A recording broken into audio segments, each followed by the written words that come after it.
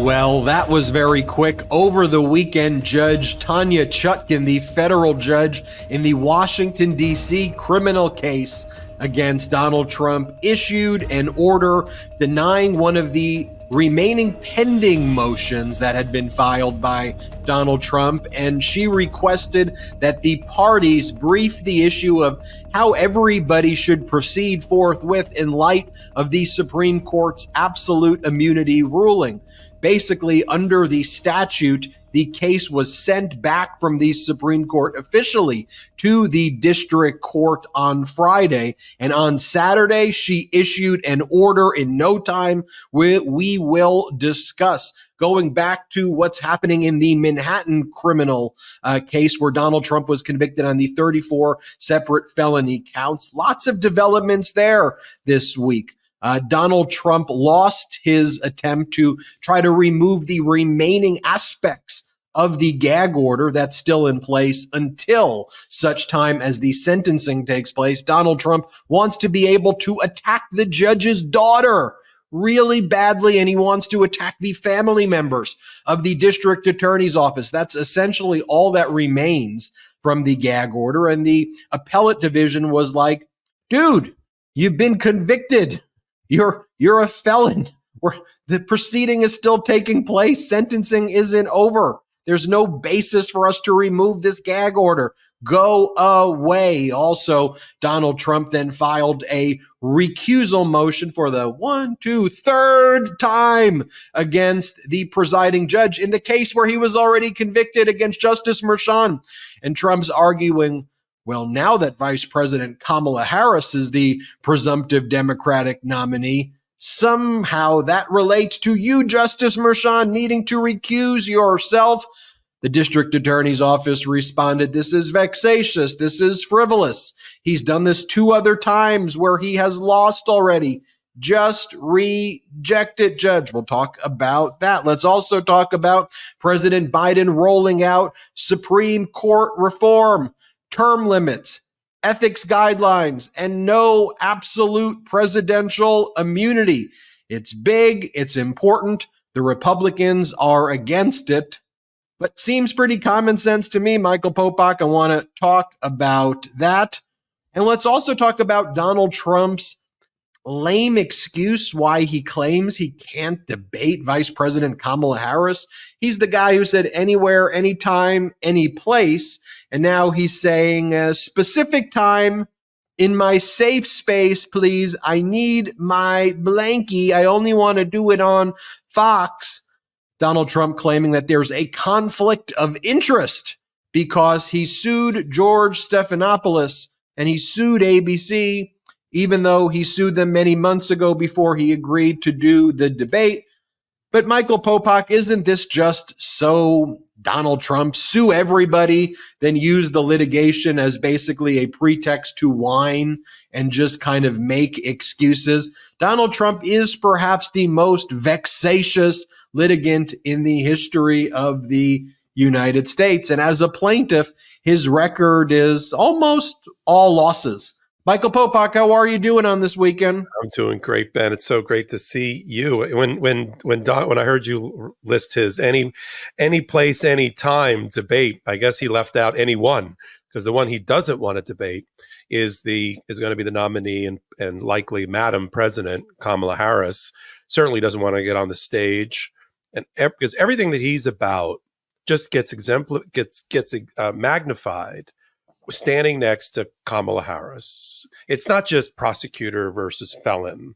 It is everything that he stands for is against what she embodies, and she can bring it to him and counterpunch like no other person can. This race to the end for the next 100 days also demonstrates that Trump world live in an alternate universe when it relates to our justice system. If you only followed, and that's the problem, many of their followers only follow things like Donald Trump wins on a motion to dismiss related to a lawsuit, or Donald Trump filed another motion to recuse or disqualify or to attack a judge. If you just lived through that prism, you'd think he's winning. When in reality, in the real world that you and I reside in, on planet Earth, Donald Trump is losing at every turn. I see people sometimes in our chat during podcasts or during hot takes and saying, Donald Trump's not being held accountable. And I beg to differ. It may not be at the pace and the velocity at which we would appreciate it, although those that practice law know that this is probably going about as fast as possible. But look how far we've come and how everything has turned on a dime in the last 3 weeks. Besides the $300 million in the coffers for Kamala Harris, and in just 2 weeks' time, turning completely around all the battleground states and now being ahead where the Biden administration had been behind, which bodes incredibly well for this last push. And she's just getting stronger and better every day. But look what's happened to the cases. Mar-a-Lago, that rogue decision to dismiss the indictment, is going to be briefed through the 11th Circuit over the summer, and we're going to get a ruling sometime after it's briefed, sometime before the election.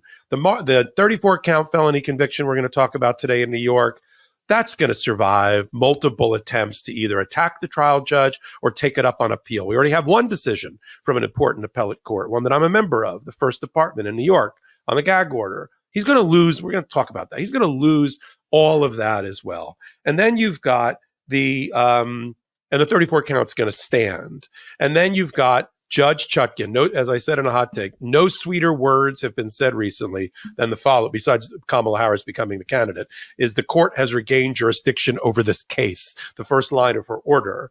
And the sheriff's back in town. And look how, not that you and I, because we're not, I don't say optimist is the wrong word, because we don't blow smoke here, but there was concern about Trump, Biden, the impact on the cases, coming off the immunity decisions, coming off the Supreme Court's last gasp of decisions before they took their vacation, and like, whew, what's going to happen now? And now look what we're going to talk about. Supreme Court reform, led by Biden and Harris. Positive developments at the appellate levels with all of these courts, trial judges getting these cases back on track. We're where we're supposed to be at the beginning of August. And I'll just leave it on this note. I'm not trying to be cocky. Lord knows I've been accused of that in the past. However, if we're right and the American people vote with their conscience and the way we think they're going to vote, and we have Madam President as the President of the United States and President-elect in November, I'm less concerned about the timing of some of these criminal cases than I was before. I wanted the American people to have the public justice to be completed, so that people knew whether they were voting for a felon or not. They already know they are because of what happened in New York, but in all the cases. So that's not quite going to happen. But also, I'm slightly less concerned if we have President-elect Kamala Harris. Then I'm like, all right, then the trial can be in December. Who cares? But we'll see. I want to get your opinion on that as well. Michael Popok, why don't we just get started, though, with Judge Chutkan, what she did over this weekend, right? Earlier today, she issued an order moving things along. We know that Judge Chutkan moves quickly, and Judge Chutkan was waiting for this opportunity. And here she says how the court now has jurisdiction over this case. She sets a status conference in this matter for August 16th. She denies Donald Trump's motion to dismiss on statutory grounds. She requests by August 9th the parties file a brief on the next steps. And so there will be a hearing in the next 2 weeks or so. The parties will submit a brief very soon as well, where that case is going to move along, and I think it's going to move along very, very quickly. I would not be surprised, although I've had this debate with Harry Litman. Harry Litman thinks that there won't be an evidentiary hearing that takes place before the election. I think there could be an evidentiary hearing that takes place before the election on the issues of absolute immunity. The Supreme Court said that Donald Trump, or presidents in general, former presidents while they were in office, get absolute immunity for core constitutional functions, for official acts for which there should be a strong presumption. The Supreme Court says that what you do in the White House is an official act, but it can be rebutted, a rebuttable presumption. And the Supreme Court said that there is an evidentiary exclusion rule, that evidence needs to be excluded at a trial from a jury if it involves official acts or core constitutional functions. So, look, Donald Trump has filed a motion to vacate or remove the verdict in the Manhattan criminal case where he was convicted, citing the evidentiary exclusion portion of the Supreme Court's ruling, saying that there were witnesses who testified about things that took place when Donald Trump was in the White House, and as a result, the whole verdict should be excluded. The district attorney's office came back and said, Judge, you've heard all of this evidence now, though, and we don't need to do an evidentiary hearing in the Manhattan district attorney case because there was a trial. These are not official acts. The presumption has been rebutted that this was done solely for Donald Trump's personal and pecuniary gain, even while he was in office itself. And to the extent anything else came in, it's harmless error, but the verdict should stand. So the question is, and I'll serve it back to you, Michael Popok, is number one, are you surprised Judge Chutkan moving so quickly? And two, do you think that there will be, though, this evidentiary hearing where Judge Chutkan will say, Jack Smith, put on your evidence. Let's hear from you about all of the witnesses that you want to call to show that this is not core constitutional functions and not official acts. Donald Trump, put on your evidence. Are you going to testify? No, Your Honor, I'm going to plead the fifth. That's my Donald Trump plead the fifth voice.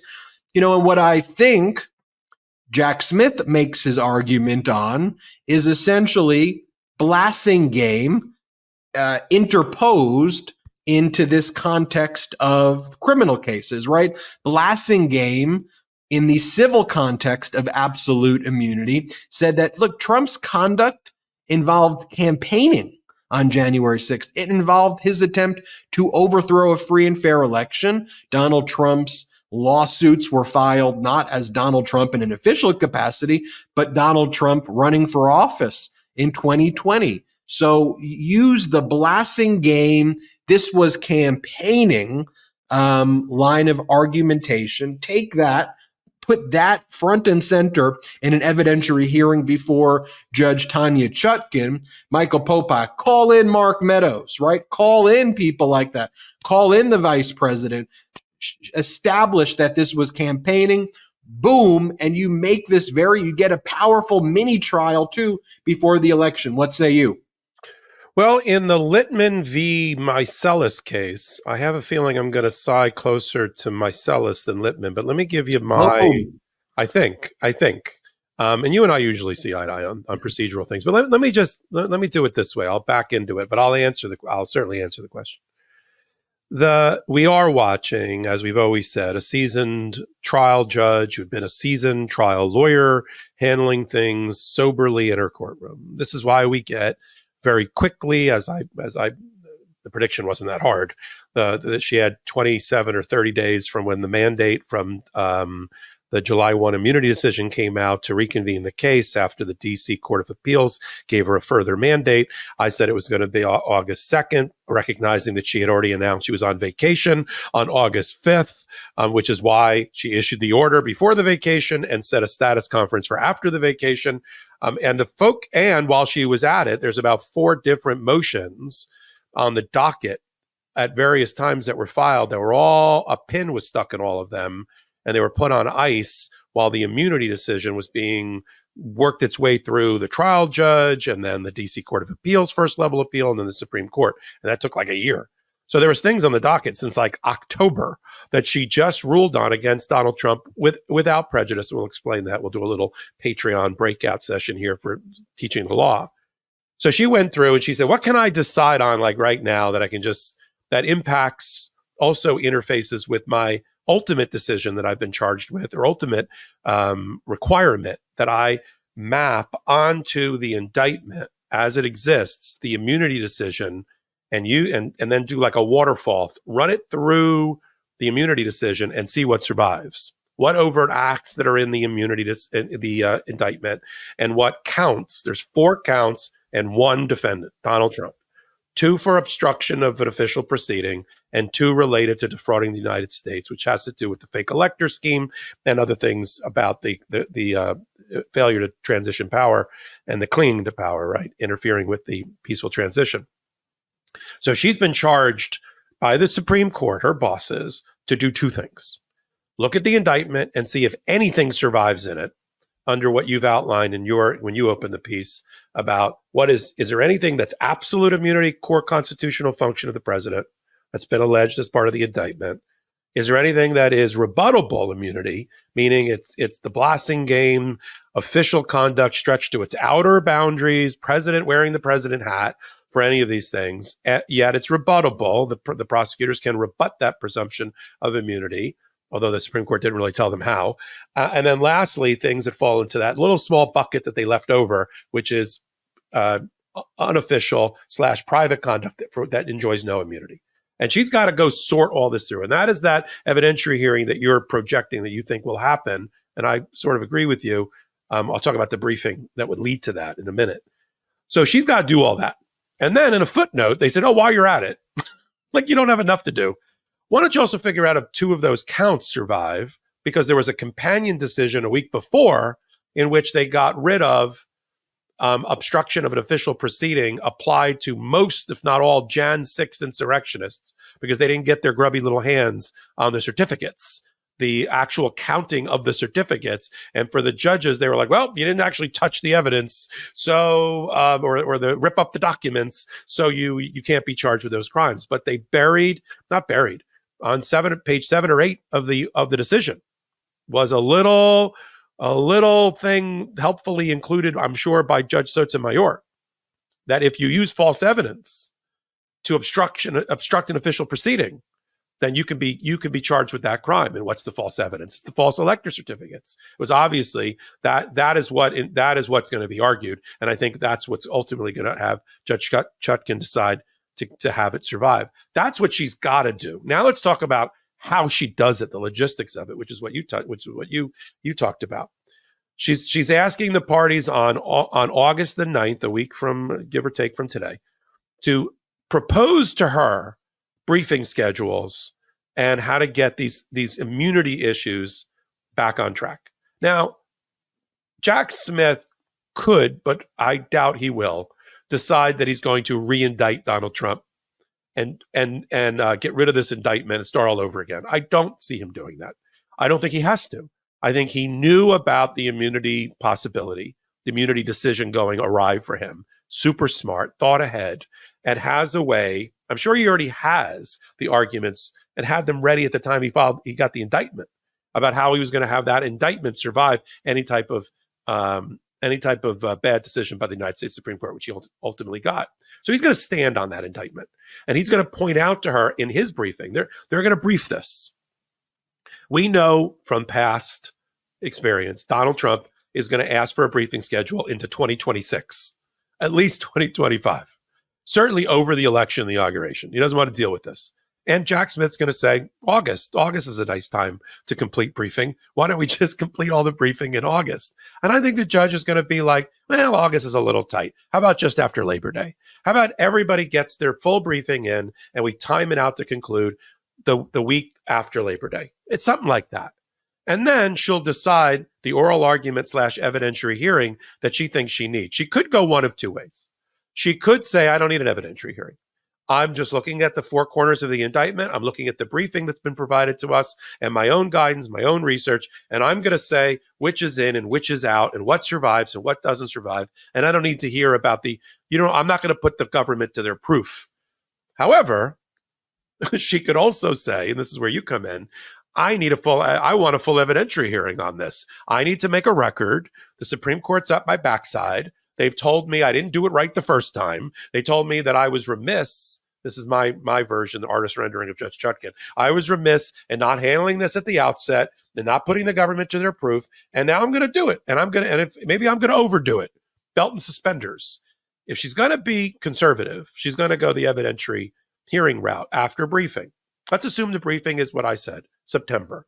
She could do that evidentiary hearing in September as well, or maybe the beginning of October, but certainly back to you before the election. I think she thinks it's important. And most of the judges do, except the MAGA appointed ones, think it's important for the American people to that this not be in a black box, that this not be in a star chamber, that it be in public, and that they make a decision in their minds whether this guy's guilty or not, or whether the indictment's going to stand or not before the election. Even though she's not going to, it's not election interference, it's information that the public has a right to know before they make one of the most momentous decisions in our lifetime about whether it's going to be President Kamala Harris or a restoration of the Trump theocracy / dictatorship. And she cares about that. Most of the judges of the DC court system care about that issue. So I think she does get it up and running, like you said. So I'm with you on an evidentiary hearing after full briefing, all to be done before the November election, whether Donald Trump and his lawyers like it or not. Their constant bleeding, with a T, not a D, their constant complaining about election interference, and we're beyond that. There's no election interference. And now the fact that Donald Trump has to account for himself like any other defendant, civil or criminally in cases, is not a sign that judges are trying to interfere with his election. But they've got a job to do, and they've got cases on the docket that are not stayed, and there's things that have to be done. It's sorry if it happens to also land on a political calendar of when he wants to do a rally or a debate that he's apparently not going to do, or anything else. He's the nominee. We're about to have a Kamala Harris as our nominee. And now it's just a mad dash to make closing argument. There's no more primaries. It's just talking to the American people and voting. That's all that's left. So there's that argument that maybe had some resonance in his world about interference is sort of, for me, as I said earlier, I think it sort of has been taken away by the surge of Kamala Harris. Well said, Michael Popok. When we get back, I want to chat about all of the developments happening in the Manhattan criminal case where Donald Trump was convicted on those 34 separate felony counts. Donald Trump filing his third attempt to try to recuse Justice Merchan, the judge presiding over that case. Also, Donald Trump losing in the appellate division. Popok, you teased a bonus episode that you're going to be dropping on Patreon, where you'll go into a little more detail on some of the issues that you covered there.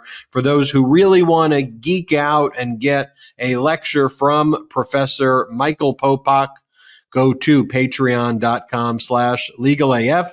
patreon.com/legalaf. We don't have outside investors here on the Midas Touch Network. However, I am proud to announce that we've been doing 26 million views over a 48-hour period, more than MSNBC, CNN, and Fox, and that is thanks to the Midas Mighty Legal AF community helping grow this thing organically. We'll be right back after our first quick break. As we age, balancing our social life with next day responsibilities becomes trickier. That's why I'm thrilled to have discovered Z-Biotics Pre-Alcohol, a game-changing product for responsible adults who enjoy a drink but have plans the next day. Z-Biotics Pre-Alcohol is the world's first genetically engineered probiotic. Invented by PhD scientists, it's designed to address rough mornings after drinking. Here's the science. When you drink, alcohol creates a toxic byproduct in your gut. This byproduct, not dehydration, is what makes you feel rough the next day. Pre-alcohol Z-Biotic produces an enzyme that breaks down this byproduct. Just make Z-Biotics your first drink of the night. Enjoy responsibly, and you're set for a better tomorrow. Since I started using pre-alcohol before social events, I've noticed a significant improvement. After a night out with friends, I wake up feeling refreshed and ready for my day. Whether I have an important business meeting or a family outing, I can approach my day with confidence. Vacations, weddings, birthdays, and reunions, there's so much going on. Get the most out of your summer plans by stocking up on ZBiotic pre-alcohol now. Go to zbiotics.com/legalaf to get 15% off your first order when you use legalaf at checkout. Pre-alcohol ZBiotics is backed with a 100% money-back guarantee. So if you're not satisfied for any reason, they'll refund your money. No questions asked. Remember to head to zbiotics.com/legalaf and use the code legalaf at checkout for 15% off. Thank you, ZBiotics, for sponsoring this episode and our good times. It's hot outside, and your nighttime bedroom temperature has a huge impact on your sleep quality. If you wake up too hot or too cold, I highly recommend you check out Miracle Made's bed sheets. Using silver-infused fabrics inspired by NASA, Miracle Made sheets are thermoregulating and designed to keep you at the perfect temperature all night long, no matter the weather. So you get better sleep every night. These sheets are infused with silver that prevent up to 99.7% of bacterial growth, leaving them to stay cleaner and fresh 3 times longer than other sheets. No more gross odors. Miracle sheets are luxuriously comfortable without the high price tag of other luxury brands, and feel as nice, if not nicer, than sheets used by some 5-star hotels. Stop sleeping on bacteria. Bacteria can clog your pores, causing breakouts and acne. Sleep clean with Miracle. Go to trymiracle.com/legalaf to try Miracle Made sheets today. And whether you're buying them for yourself or as a gift for a loved one, if you order today, you can save over 40%. And if you use our promo code LegalAF at checkout, you'll get 3 free towels and save an extra 20%. Miracle is so confident in their product, it's backed with a 30-day money-back guarantee. So if you aren't 100% satisfied, you'll get a full refund. Upgrade your sleep with Miracle Made. Go to trymiracle.com/legalaf and use the code LegalAF to claim your free 3-piece towel set and save over 40% off. Again, that's trymiracle.com/legalaf to treat yourself. Thank you, Miracle Made, for sponsoring this episode. We are back. Michael Popok, great ad reads for those incredible sponsors right there. One great point to mention as well, on Monday, you and I will be hosting a meeting with our partners and associates who joined patreon.com/legalaf, 11 a.m. Eastern, 8 a.m. Pacific. Can't wait to be there on the Legal AF feed right now. You'll see the secret Zoom link. Make sure you join us. Ask us your legal questions Monday morning. A lot of developments, Michael Popok, in the Manhattan District Attorney criminal case where Donald Trump was previously convicted by a jury that decided unanimously that he was guilty 34 times over on 34 separate felony counts for falsifying business records. Donald Trump filed with the appellate division to remove the remaining provisions of the gag order, which simply prevent him from attacking a very small group of people. At this point, the gag order has already been modified where Donald Trump can attack witnesses. He can make statements about the jury, although he can't disclose juror identity. So the remaining group of people Donald Trump simply can slam or attack is the judge's daughter, and that's really who Donald Trump wants to go after with his unhinged conspiracies that somehow the daughter's relationship with Vice President Kamala Harris is unfair to Donald Trump, and he wants to whine about that. Donald Trump also can attack the district attorney, but can't attack staff members of the district attorney and their family members. So that's what remains. Donald Trump went to the appellate division and they said, Donald, go away. You're a convicted felon. What are you talking about? We've already addressed this issue. Justice Merchan appropriately weighed the First Amendment concerns against the fact that you were previously a criminal defendant threatening people. Now, circumstances are even worse for you, Donald. You're a convicted felon. Go away. Denied. Also, Donald Trump then filed a motion to recuse Justice Merchan because Donald Trump is not permitted to attack Justice Merchan's daughter publicly because of the gag order, Donald Trump was like, you know what I'm going to do because I think I'm so smart? Let me file a recusal motion for the third time against Justice Merchan, where I will mention what I believe to be conflicts of interest against Justice Merchan based on his daughter. So I'll mention his daughter in a motion that's been denied 3 times already before. The district attorney's office promptly responded and said, this is frivolous. This is vexatious. This is the third time, Justice Merchan, that Donald Trump is doing this. Can we just have enough of this whiny, frivolous behavior? Sentencing set to take place in mid-September. After sentencing's over, the case is going to be, the proceedings will be done. Donald Trump can file his appeals thereafter. Judge, just reject this. Michael Popok, a flurry of activity happening now, in these cases. And before I pass it to you, one thing I'll just mention too, what's been interesting and I think actually helpful is that when Donald Trump has had his cases, his criminal cases, he comes up with his 3 or 4 big lies about the judge's family, or something about the case. And he can usually stay disciplined and say those 4 lies over and over again like a broken record.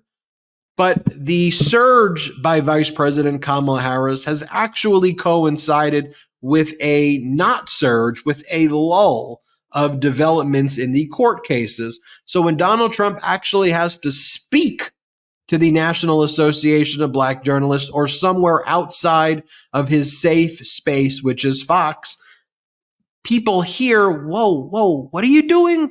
You change the national anthem and you sing it with the J6 insurrectionists who you call the J6 choir. You talk about being electrocuted or eaten by sharks. You keep talking about Hannibal Lecter and you make up that you're friends with the fictional cannibal who you says eats people's brains. You talk about hitting the golf balls really hard. You talk about windmills and go, wow, wow, wow. You tell this bizarre story about women weightlifting and you make these like noises where you go like, you give speeches in high schools where you talk about, I'm not making this up, folks, where you talk about sex acts like golden showers. You use those words in high schools.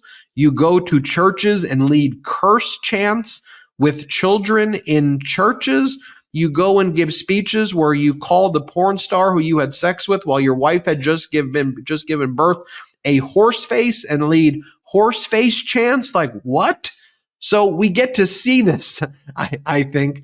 So, and I don't think it's a coincidence, because when he's doing these court cases, it's all the broken record. The judge's daughter, the judge valued Mar-a-Lago at $26 million. It's $1.5 billion. Wow, it's so unfair. Michael Popok, let me pass it to you. Listening to that litany that you just read out, it's like the old joke when they said to Mrs. Lincoln, well, other than that, how was the show? I mean, he's doing terribly. The couple of times his handlers let him out of the friendly confines of Newsmax or Bannon's or somebody's podcast or Fox News, and whose bright idea was it to have him address Black journalists in Detroit? And I mean, is there a number lower than 0 that he can get of the Black vote after that debacle? And as you said, Chicago, right? Oh, I said Detroit. Yeah. Is there a number lower than 0? Because that's where he's going. And what comes out, whether it's in the court cases or it's in these things, is his inherent racism and misogyny. I'm not saying that if Judge Merchan had a son that he wouldn't quite do it this way, but he wouldn't quite do it this way if it wasn't trying to argue that an adult child of a judge who happens to be a woman doesn't have the right to have her own career, and that she's not allowed to work in Democratic fundraising because her father, who has no affiliation with the company, is not on its board, doesn't get money from it, has never represented them as a private lawyer, has never had a case in front of him, happens to also be presiding over a case involving Donald Trump.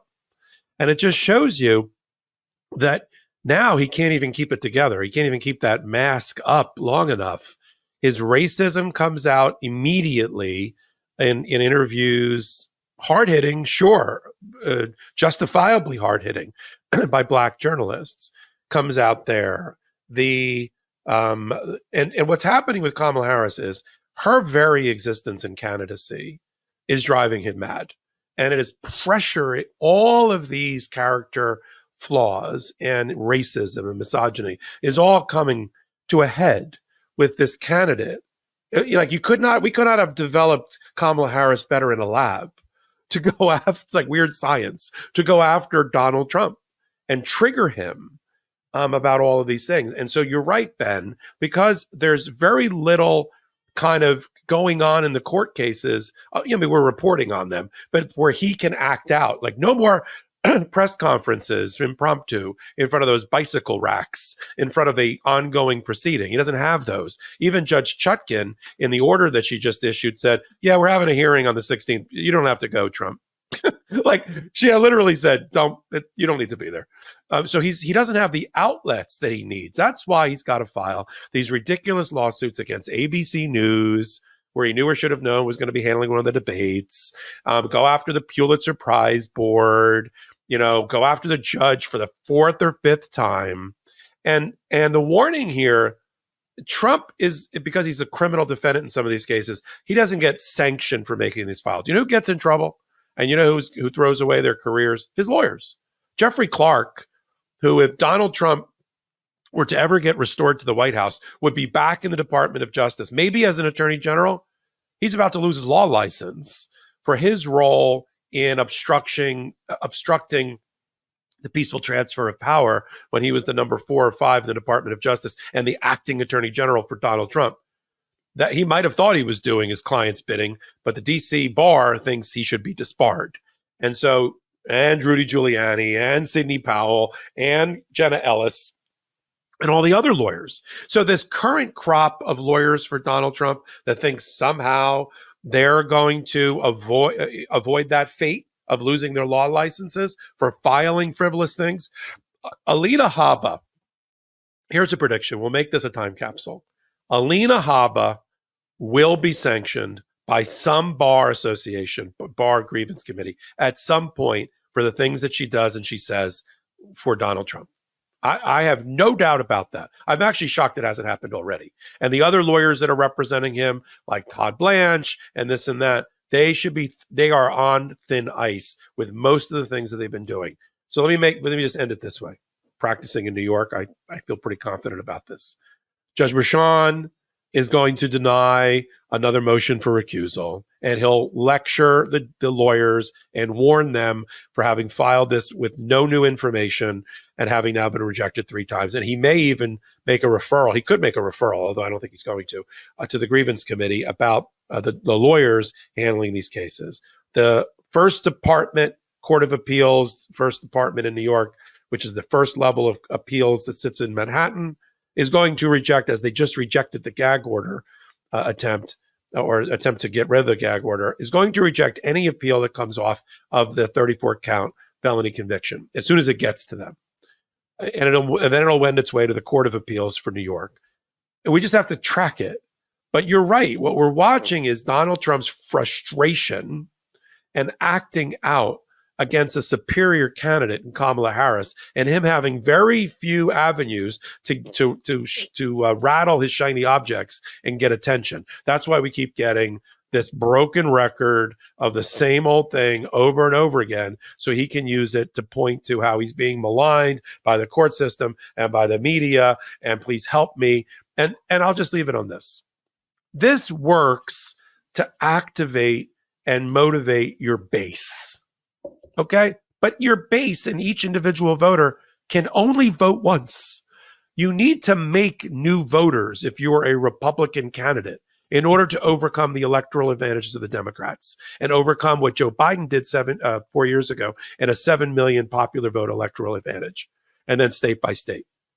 I defy a Republican strategist, if you got him off the record or her off record, to tell me how anything Donald Trump has done since he has been nominated and picked J.D. Vance has helped bring one new voter over to the Republican side. And then look at Kamala Harris and how she's running her campaign so sophisticatedly, so well. And we're about to get her vice presidential pick probably over the weekend. And people are going to be very, very happy with whoever she picks. And these are the things you judge a presidential candidate on, how they run their campaign. Look at all the professionals, including from the Obama successful campaign she's now brought in to work for her. She is the CEO of her campaign, Kamala Incorporated. And how she's running it is how she should be judged in one way about how she's going to run the government, including her having been vice president, and who she picks for vice president. And that will stand in stark contrast to the worst pick in the history of America other than Sarah Palin, and that is Donald Trump picking J.D. Vance. Look, I think Shady Vance was even worse than Sarah Palin. And you mentioned one thing, too, that's always worth repeating. In the 2020 election, President Biden won by over 7 million votes. The Electoral College was a wipeout also in favor of President Biden. You know, when I see the maps and the various polls right now, I think back and I go, President Biden won with 306 of the electoral votes from the Electoral College. It wasn't even close.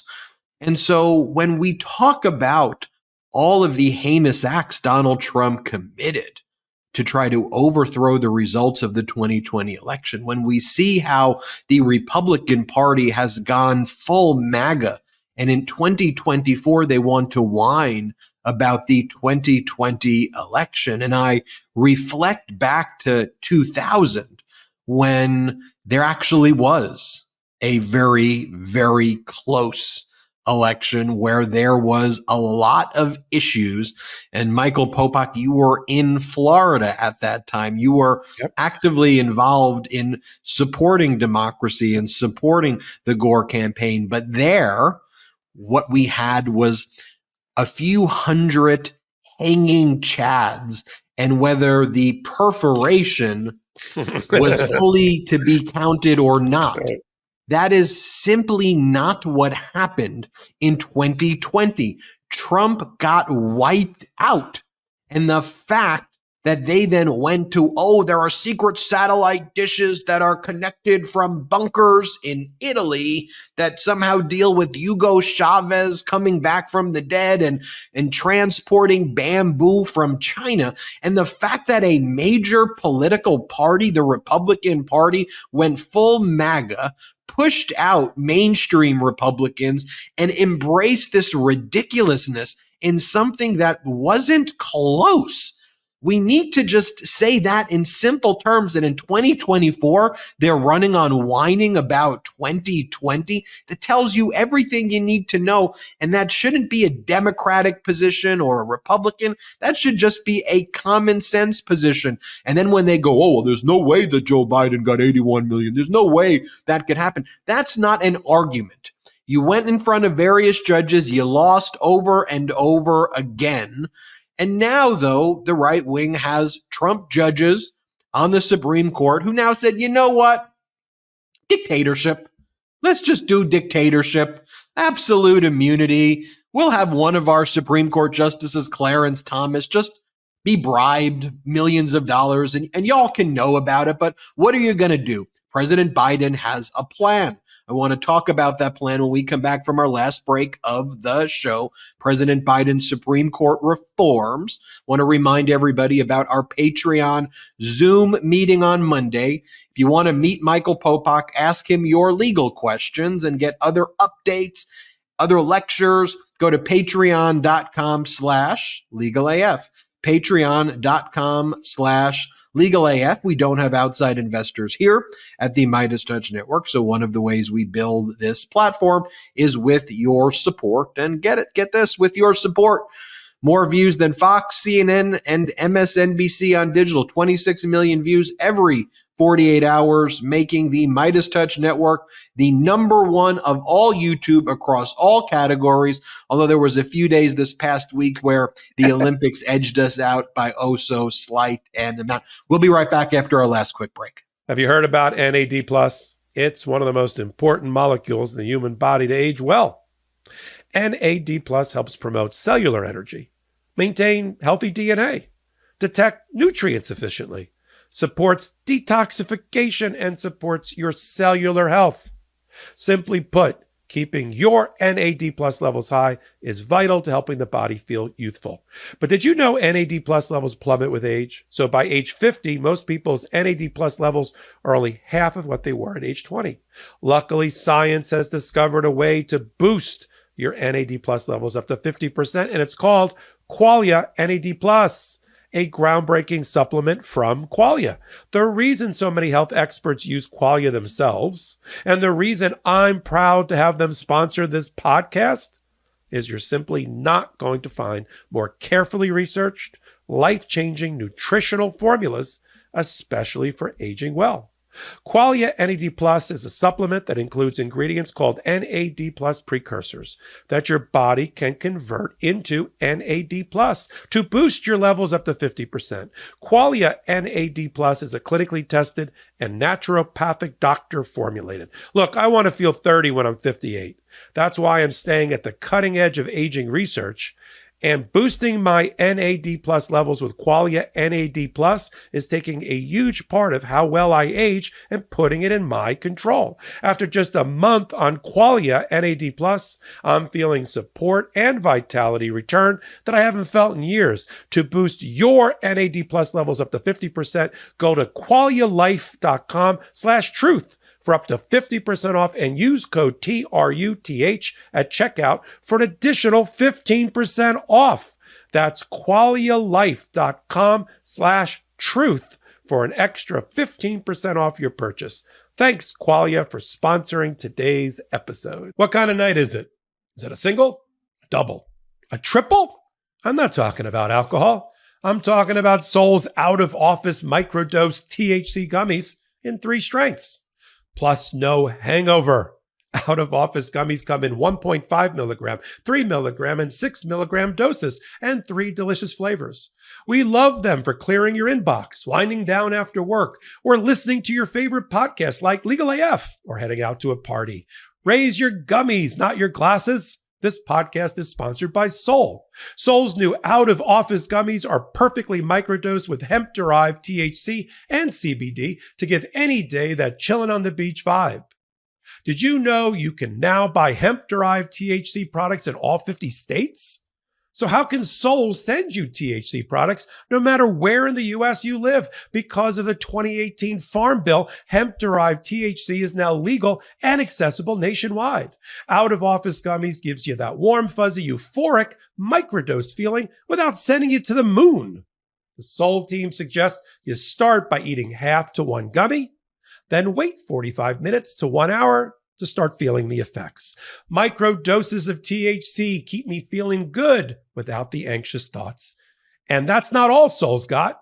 Whether you're looking for a sleep aid, enhanced focus, or pain relief, Sol has all your wellness needs covered. So give Sol a try. Head to getsol.com and use code LEGALAF for 30% off your order. That's 30% off your order using code LEGALAF. One last time, getsol.com and code LEGALAF for 30% off. We are back. Great ad reads there, Michael Popok. You know, look, I think it's very important that President Biden is taking a strong position on Supreme Court reform.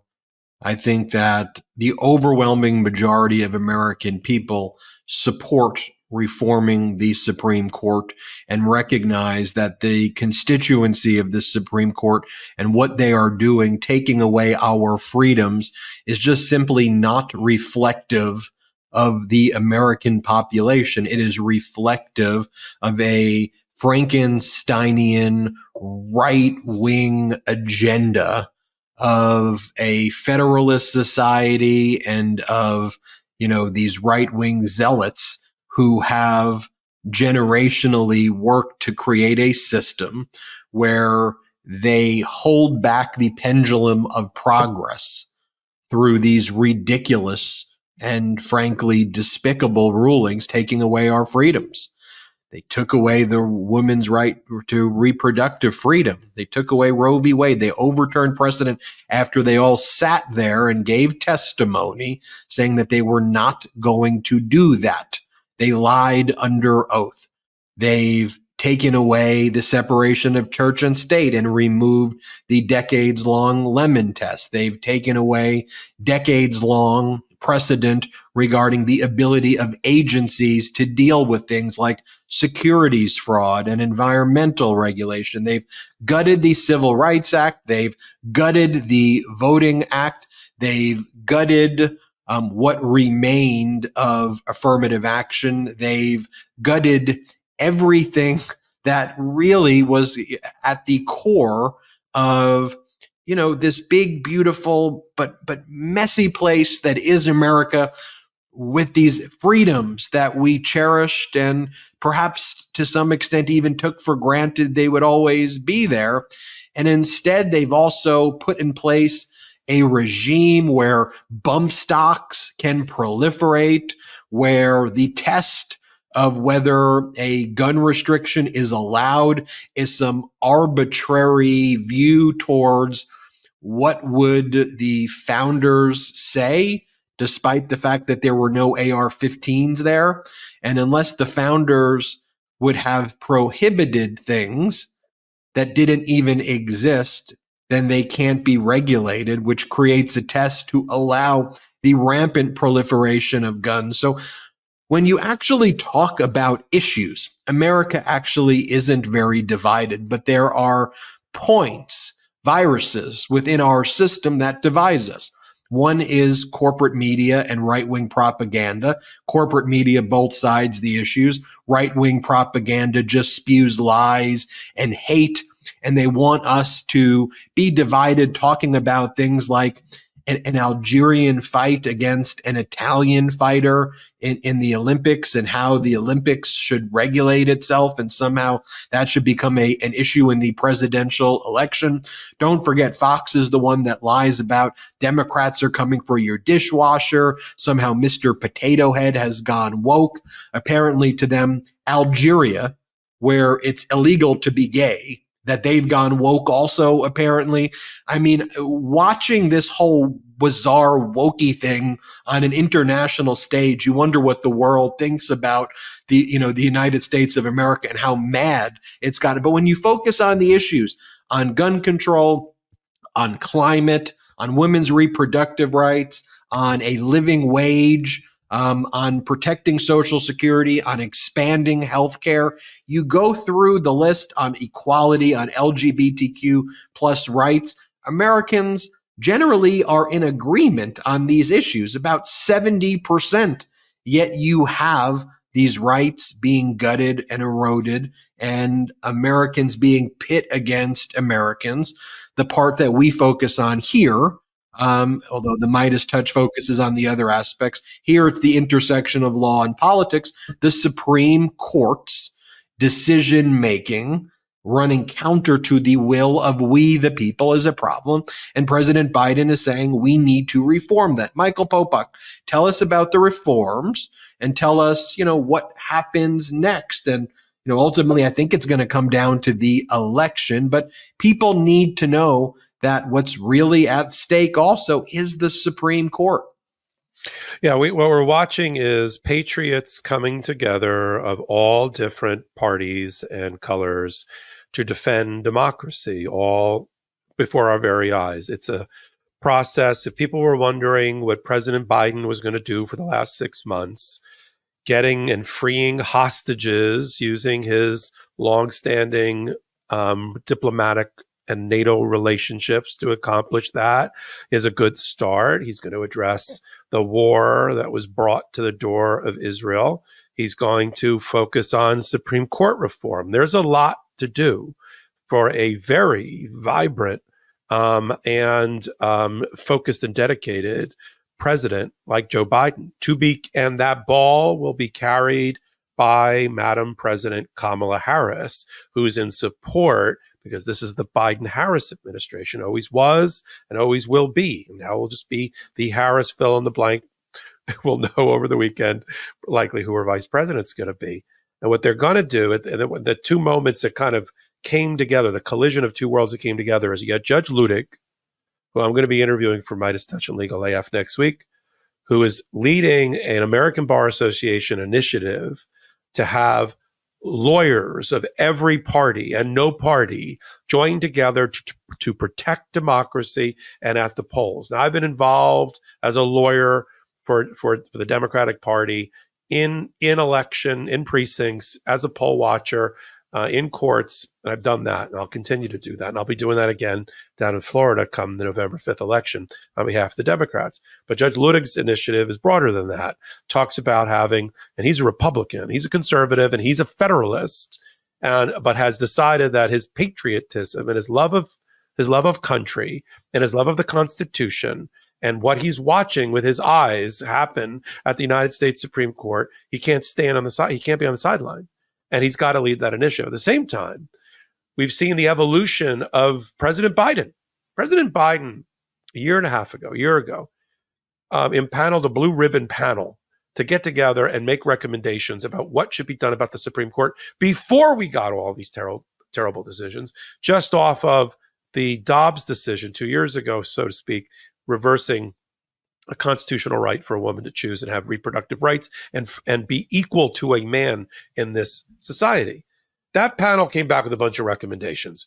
More Supreme Court justices, term limits on Supreme Court justices, and different things. At the time, either because President Biden didn't see the political will for it, didn't want to take on that fight, he had some other bigger fish to fry at the moment, he sort of let that moment pass. But now it's perfect because it's not lame duck. We're not watching lame duck Joe Biden.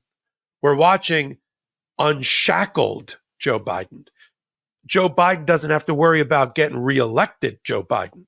His leadership and love of country always overcame, and selflessness always overcame the political transactional component of also being the head of a party when you're the president, always with him. And now we're just seeing it writ large, right? Now it's just like he just burnt. I feel like Superman coming out of the telephone booth. It's just super Joe Biden, and nobody should fear him more than the Republicans. Joe Biden not have to worry about doing anything other than on the political side, supporting his vice president, which he has done and will continue to do, and helping her get elected to keep the legacy of the Biden-Harris and what they accomplished in that body of work. And she's not going to run away from it. I know that's the problem with the Republican argument. They think they're going to keep trying to pin what happened during the Biden-Harris administration on Kamala Harris, and she's like, "Let me put it right on my chest. I want to. That's what I want. I want to embrace all of our accomplishments." And so Joe Biden now, this is the moment when he can get through a big idea, a heavy lift, like the reformation of the United States Supreme Court, term limits on Supreme Court justices, the ones that we hate and have been out of lockstep with the American people and their values, instead of been shoving down our throats Christian values and right-wing MAGA values and Federalist Society values and Project 2025 values. They'd be term limited off already if that were the case. Sotomayor might be too. So you got to, this runs both ways. Term limits, okay? More Supreme Court justices. That would be nice. Why is it 9? It's not in the Constitution. I know why there's one president. I know sort of the math around why we have as many congressmen as we have, congresspeople as we have, why we have as many senators as we have. I get that from the Constitution, but why 9? Because Chief Justice Marshall and others, we didn't always have 9. We had less in the past. We've never had more, but we've had less, I believe. So more would make them a representative body and would allow them to get in lockstep with where we are as a culture. Because as you said, Ben, and I've seen this also, this parlor trick played as well. When you line up the Republican values and their platform, and you take away and you do the same for the Republicans, and where they stand on women's rights, immigration rights, the economy, foreign policy, and everything else that matters to us, environment, things like that. and you take the labels off, right? It's like the old Coke versus Pepsi test. You just cover the cans so nobody knows what they are. They're like, that's really good. Coke drinker picking Pepsi. By a large majority, people align themselves with what ends up being the Democratic side. But when you put the labels on it, and you've got foreign powers through social media combined with the enemies within, combined with the Supreme Court pitting us at each other's throats, then it becomes, oh no, I can't vote for that. That's a Democratic position, or Democrat position, as they like to say. And so adding on more people will help. An ethics code that sticks and that applies, and so that they don't just say this ridiculous tautology that Roberts and Clarence Thomas and Alito say, which is, it's ethical because we say it's ethical. It's ethical because we did it. And you can just presume they're not the Pope. This isn't infallible Pope time. They're not infallible, obviously. So now we have this groundswell of attention because of the constant bad conduct and misconduct of the Supreme Court on the right side. On the right wing. From Clarence Thomas to Alito, even to things that Roberts has done wrong, and Gorsuch, all coming to a head here. And so packing the court with more people, which Franklin Delano Roosevelt threatened, and that's how he got his New Deal passed. Suddenly the Supreme Court, which was against the New Deal, said, we better start going along here with the president, or we're going to have a problem. And so we're going to see things. So if we get the ethics code, we get the term limit, and we get more on there, that'll go a great way. I also like this other component of having it's not a fourth branch of government, but having an independent prosecutor that's independent from the executive branch that goes after future presidents and people under the executive branch, and having that codified. Now, some of this he's going to be able to do through Congress. Sure, somebody will challenge it to the Supreme Court. And some of it he's going to have to do through a constitutional amendment, which is much, much harder. But this is an important conversation to have, and what he can accomplish over the next 6 months.